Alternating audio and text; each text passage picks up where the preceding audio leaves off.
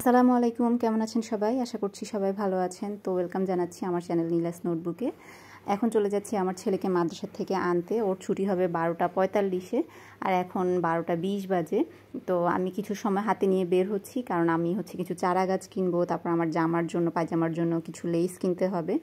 আর ছোটোটাকে ঘুম পাড়িয়ে দিয়েছি, রান্নাবান্নাও টুকিটাকি যতটুকু আগিয়ে দিয়েছি, বাকিটা আমার শাশুড়ি দেখবেন। আর বাবু তো ঘুমাচ্ছে। তো এই সময়টা আমি চেষ্টা করি আমার ছোটোটাকে ঘুম পাড়িয়ে যাওয়ার, কারণ ও ওর দাদুর কাছে বেশি একটা থাকে না।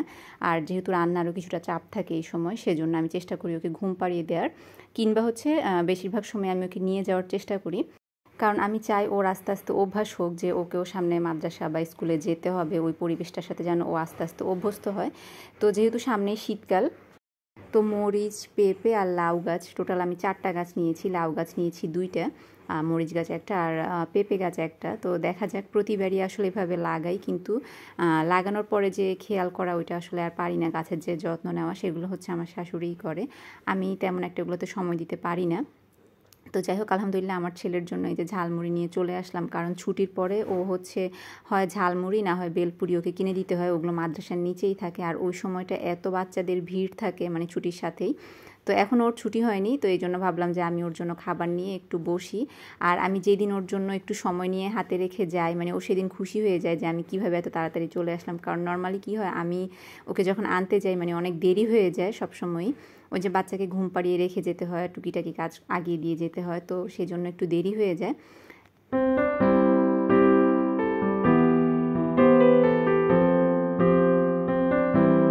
তো এখানে 1 গজ লেস নিয়েছি আমি 20 টাকা দিয়ে। এটা আমার একটা পায়জামার জন্য নিয়েছি, তো সেটাও আমি ইনশাল্লাহ যখন সেলাই করবো আপনাদের সাথে শেয়ার করব। তো আমার ভিডিওগুলো যদি আপনাদের একটু ভালো লেগে থাকে, তাহলে প্লিজ আমার চ্যানেলটা সাবস্ক্রাইব করে রাখবেন। আর ভিডিওগুলো কেমন লাগে আপনারা অবশ্যই কমেন্টে জানাবেন। তো এই তো আমার ছেলের ছুটি হবে আর 5-10 মিনিট পরে। তো আমি বললাম হুজুর ওকে দিয়ে দেন, কারণ লেখা তো খাতায় তুলে নিয়েছে। আর আমি আসলে টেনশন করছিলাম যে ছোটোটা যদি উঠে যায় ঘুমের থেকে, যদি ওর দাদুকে জ্বালায় বেশি, সেই জন্য আসলে নিয়ে চলে এলাম। আর লেখা তো অলরেডি তুলেই নিয়েছেও। তো এরপরে বিকালের দিকে আমি একটু আমাদের যে মুড়ির পটঘটগুলো খালি হয়েছে মুড়ি বিস্কিটের, আমি সেগুলো একটু পুড়িয়ে নিচ্ছি। আর আমাদের ঘরে মুড়ি, বিস্কিট, চানাচুর এগুলো অল টাইম রাখতে হয়, কারণ আমাদের ঘরে যেহেতু ছোট বাচ্চা আছে, বাবুকে অনেক সময় করে কি মুড়ি চানাচুর দিয়ে বসিয়ে রাখি, তারপর বিস্কিট দিয়ে বসিয়ে রাখি, যাতে করে ওর নিজে থেকে খাওয়ার অভ্যাস হয়। তো এই জিনিসগুলো সেজন্য আমাদের ঘরে মোটামুটি ভালো পরিমাণেই লাগে। তো ঘরে সবসময় 3-4 রকমের বিস্কিট রাখতে হয়। তো এই বিস্কিটগুলো কিন্তু খুবই মজা, আমার এবং আমার শাশুড়ির। একটু নোনতা টাইপের বিস্কিটগুলোই বেশি ভালো লাগে। তারপরে মুড়িও আমরা সবসময় হাতে ভাজা মুড়ি যেগুলো একটু মোটা, আমরা সেগুলোই খাওয়ার চেষ্টা করি। ওগুলো কিন্তু বেশ মজা, এমনিতেও খেতে কিন্তু ভালো লাগে। তো আমরা নোনতা বিস্কিটের সাথে এই যে লেক্সাস বিস্কিটগুলো, আমরা সবসময় লেক্সাস কিংবা ওই যে এনার্জি প্লাসের যে বিস্কিটগুলো, সেগুলো আমরা 1 কার্টুন একসাথে নিয়ে আসার চেষ্টা করি।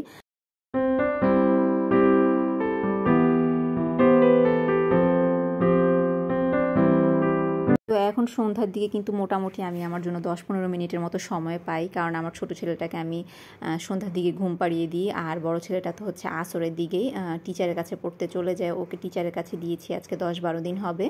আমাদের পাশেই একজন মহিলা, উনি ছোট ছোট বাচ্চাদেরকে পড়ায়। তো আজকে 10-12 দিন হবে বড় ছেলেটাকে ওনার কাছে পড়তে দিয়েছি।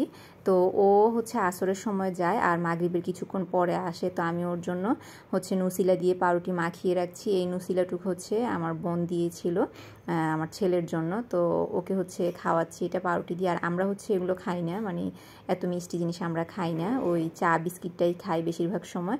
আর মাঝে মাঝে নুডলস বা সমোচা টমোচা বানানো থাকলে সেগুলো ভাজি করি।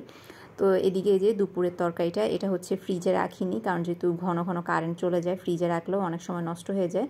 তো সন্ধ্যার দিকে একটু তরকারিটা গরম করে নিচ্ছি। আর আমি আমার জন্য চাটা নিয়ে নিচ্ছি। আমার শাশুড়ি এখনও নামাজ পড়ছে, তো আমি চা নিয়ে একটু পাউরুটি নিয়ে বিস্কিট নিয়ে আমি এখন একটু বসে খাবো। তো অনেক দিন পরে আসলে এইভাবে নিজের জন্য 10টা মিনিট বা 15 মিনিটের মতো সময় পেয়েছি, একটু নিজের মতো করে খাওয়ার বা রিল্যাক্স করার।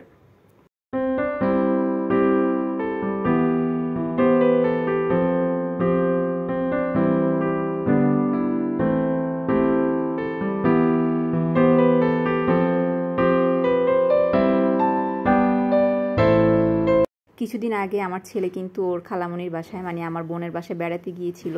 তো আমার বোনের কাছে যেহেতু ও 2 দিনের বেশি ছিল না, তো আমার বোন ওর জন্য কিছু চিকেন ফ্রাই তারপরে টুকিটাকি কিছু স্ন্যাক ওর জন্য দিয়ে দিয়েছিল যেন আমি ওকে এখানে আসলে খাওয়াতে পারি। তো আমি ও আসার পরে ও পাউরুটি খেয়েছে, এরপরে বলল যে আন্টি যেই চিকেনগুলো দিয়েছে আমাকে সেগুলো ভেজে দাও। তা আমি এখানে একটু ময়দা নিয়ে নিয়েছি, এই ময়দার সাথে এগুলোকে মিক্স করে তারপরে হচ্ছে ভাজবো।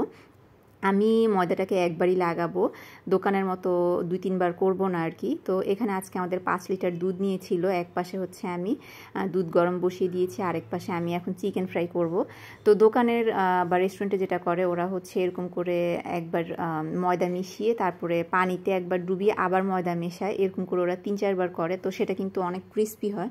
তো আসলে আমার এখন অত সময় বা ধৈর্য কোনোটাই নেই। তো এখানে আমি টোটাল 3 পিস ভাজবো। ছোটোটা তো আর হাড় খেতে পারে না, ছোটোটাকে জাস্ট হচ্ছে একটু মাংস খুলে খুলে দিব। তো আমি ময়দা কিন্তু একবারই লাগিয়ে নিলাম আর ফ্রাই প্যানে ভাজবো। আমাদের এক্সট্রা হচ্ছে লোহার কড়াইও আছে, কিন্তু লোহার কড়াই হচ্ছে একটু বড় সাইজের, সেজন্য ভাবলাম যে এই ফ্রাই প্যানটাতেই ভেজে ফেলি। যদিও এই জিনিসগুলো হচ্ছে ডুবো তেলে ভাজলে বেশি ভালো হয়। তো এই যে আমি চিকেন ফ্রাই করে ফেলেছি আর এখান থেকে হচ্ছে একটু খুলে আমার ছোট ছেলেকে দিব সস লাগিয়ে।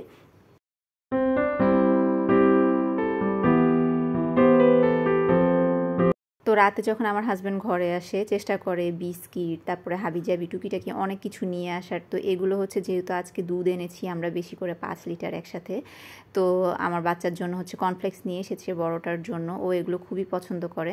তো বড় প্যাকেট আনলে হয় কি আমার ছেলেটা মানে ভাত খেতে চায় না, শুধু এগুলাই খেতে চায়। তো সেই জন্য হচ্ছে এবার ছোট প্যাকেট এনেছে যাতে সন্ধ্যার নাস্তায় হচ্ছে দুধের সাথে 1 প্যাকেট করে ভিজিয়ে দেওয়া যায়, কিংবা মাদ্রাসায় যাওয়ার সময় যেন 1 প্যাকেট ভিজিয়ে খেয়ে যেতে পারে। এখানে বেশিরভাগ জিনিসই আনা হয়েছে বড়টার জন্য যাতে করে ও মাদ্রাসায় যাওয়ার সময় নিয়ে যেতে পারে বা খেয়ে যেতে পারে। আর টুকিটাকি কিছু জিনিস ঘরের দরকার ছিল, সাবান তারপরে ট্যাং, হ্যাঁ এরকম টুকিটাকি কিছু জিনিস দরকার ছিল। তো আমার হাজব্যান্ড এগুলো সবসময় লিস্ট করে নিয়ে যায়, তারপরে হচ্ছে রাত্রে আসার সময় একসাথে নিয়ে আসে।